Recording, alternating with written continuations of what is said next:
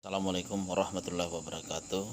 Perkenalkan, nama saya Sunawir dari kelompok 11 yang beranggotakan dua orang, yaitu Teguh Prasoko dan Ujang Kurniawan, dengan materi lembaga negara yaitu Mahkamah Konstitusi.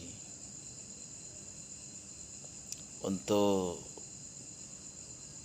susunan materi saya akan bacakan, yaitu pertama pembacaan materi oleh Ujang Kurniawan untuk pembacaan materi pertama.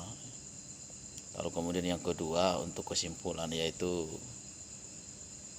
Teguh Prasoko.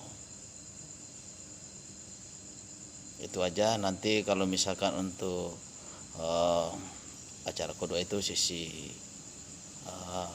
tanggapan dari teman-teman sekalian. Kalau misalkan ada yang mau ditanyakan, ada yang kurang jelas, silakan ditanyakan, kami akan tampung semua. Begitu, saya persilakan untuk Ujang Kurniawan untuk membacakan materinya. Silakan. Dasar filosofis, yuridis, dan sosiologi tentang kedudukan dan kewenangan Mahkamah Konstitusi. Mahkamah Konstitusi merupakan pelaku kekuasaan kehakiman yang merdeka untuk menyelenggarakan peradilan guna menegakkan hukum dan keadilan. Mahkamah Konstitusi dibentuk untuk menjamin konstitusi sebagai hukum tertinggi agar dapat ditegakkan, sehingga Mahkamah Konstitusi disebut dengan the Guardian of Constitution. Kedudukan Mahkamah Konstitusi ini singkat atau sederhana dengan Mahkamah Agung sebagai kekuasaan kehakiman yang merdeka dalam sistem ketatanegaraan Indonesia. Dalam menjalankan kewenangannya, termasuk di dalamnya adalah menguji undang-undang terhadap undang-undang dasar. Mahkamah Konstitusi juga melakukan penafsiran konstitusi, sehingga Mahkamah Konstitusi juga disebut the sole interpreter of Constitution. Sebagai lembaga penafsir tunggal konstitusi, banyak hal dalam mengadili militan akibat terhadap kekuasaan lain dalam kedudukan berhadapan, terutama terhadap lembaga legislatif di mana produknya direview. Kedudukan Mahkamah Konstitusi merupakan salah satu lembaga negara yang pelaku kekuasaan hakim yang merdeka untuk menyelesaikan peradilan guna menegakkan hukum dan keadilan.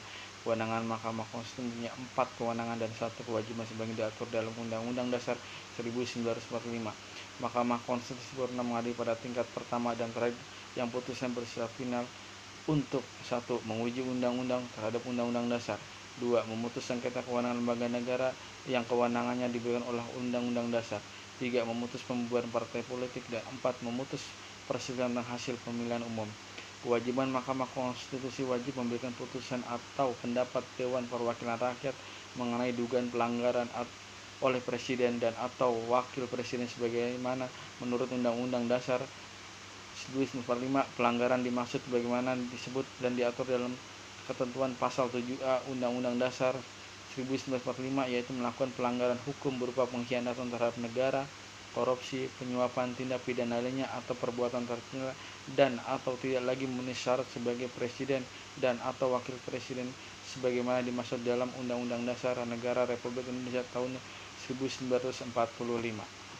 Warahmatullahi wabarakatuh. Perkenalkan, nama saya Ujang Kurniawan. Saya berasal dari kelompok 11 dan saya di sini diberi tugas untuk menyampaikan kesimpulan dan saran dari kelompok 11 ini. Nah, dari makalah kami ini, kesimpulan dan sarannya adalah sejarah pembentukan Mahkamah Konstitusi ini tidak terlepas dari perkembangan judicial review yang terjadi di beberapa negara di dunia. Perkembangan judicial review yang paling berpengaruh terhadap keberadaan Mahkamah Konstitusi adalah pada saat pelaksanaan judicial review yang dipelopori oleh John Marshall dalam kasus Marbury versus Madison. Pada saat pembahasan rancangan Undang-Undang Dasar di Badan Penyidik Usaha-Usaha Persiapan Kemerdekaan Indonesia, kemudian ide perlunya judicial review kembali muncul pada saat pembahasan rancangan undang-undang kekuasaan kehakiman, yaitu Undang-Undang Nomor 14 Tahun 1970.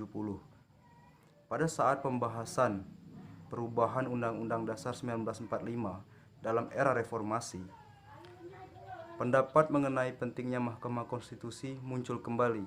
Pada akhirnya dengan amandemen